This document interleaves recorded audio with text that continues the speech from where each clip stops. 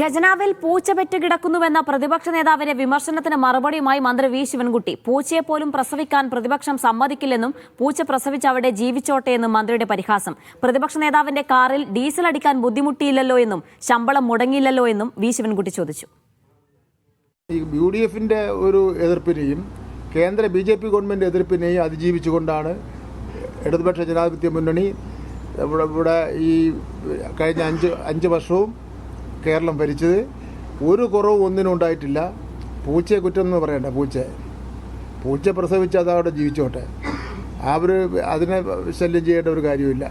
പൂച്ച പ്രസവിച്ചിറക്കുന്നതിനോടാണ് ഉപമ പറയേണ്ടത് ഒരു ബഡ്ജറ്റ് സംബന്ധിച്ചിടത്തോളം. ഖജനാവിന് എന്തെങ്കിലും ബുദ്ധിമുട്ടുണ്ടായിരുന്നെങ്കിൽ അദ്ദേഹം വേറൊന്നും ചെയ്യണ്ട, അദ്ദേഹം സഞ്ചരിക്കുന്ന കാർ മാത്രം നോക്കിയാൽ മതി. ഇത് ഒരു ദിവസം പോലും പെട്രോൾ അടിക്കാൻ നിവൃത്തിയില്ലാതെ ബുദ്ധിമുട്ടായില്ലല്ലോ.